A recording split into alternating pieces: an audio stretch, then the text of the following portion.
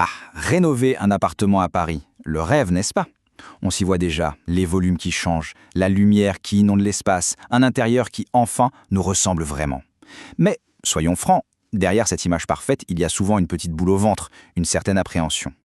Du coup, la grande question, c'est bien celle-ci. Comment faire pour que ce projet de rêve ne se transforme pas en véritable cauchemar? Parce que oui, se lancer dans des travaux, ça peut faire un peu peur. Mais, et c'est là que tout se joue, avec la bonne approche, le résultat peut être absolument spectaculaire.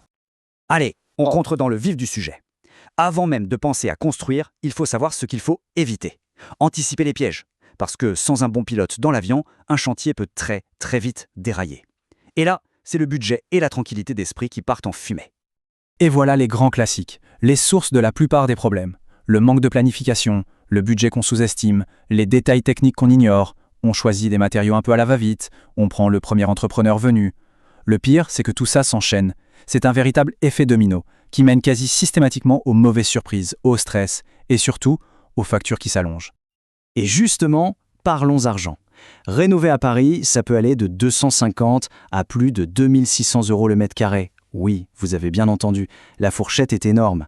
Et quand on joue avec de tels montants, on comprend tout de suite que la moindre erreur de jugement, le moindre choix hasardeux, eh bien ça se paie cash, et très cher.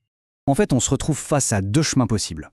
D'un côté, on y va un peu à l'aventure, sans filet, et là, bonjour les coûts imprévus, les retards qui s'accumulent et le stress permanent.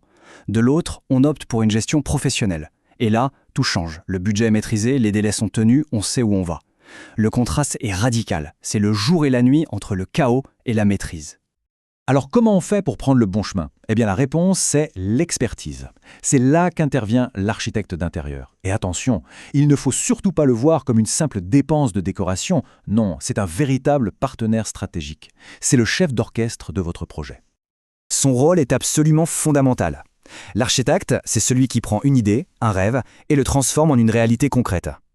Sa vraie valeur ajoutée, c'est sa capacité à jongler avec toutes les contraintes, les aspects techniques, le budget, les différents artisans, pour que le résultat soit exactement celui qu'on avait en tête, sans les mauvaises surprises.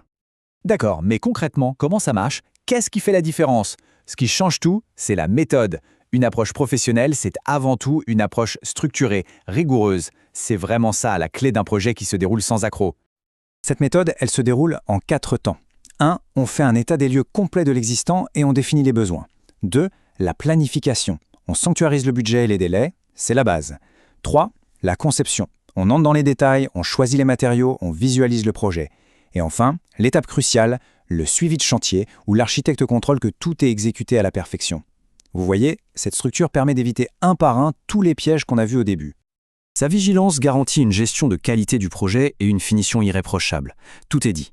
Cette vigilance, c'est ça qui fait toute la différence. Parce qu'au-delà de l'esthétique, on parle bien de la qualité, de la durabilité, bref, de la valeur de son investissement immobilier. Et si on parlait de ce qui, au fond, n'a pas de prix? Au-delà de la technique, des budgets, il y a un bénéfice qui est peut-être le plus important de tous. La tranquillité d'esprit.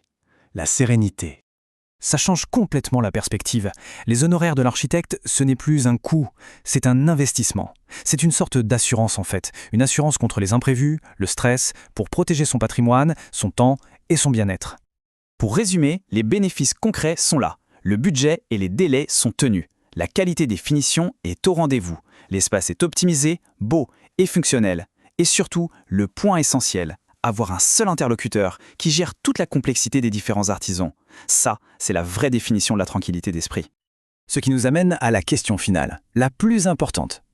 Quand on met tout dans la balance, le stress, les dépassements de budget, le temps perdu, au final, quel est le vrai coût d'une rénovation mal préparée? Ça fait réfléchir, n'est-ce pas? Et ça suggère que la véritable économie ne se trouve pas toujours là où on le pense.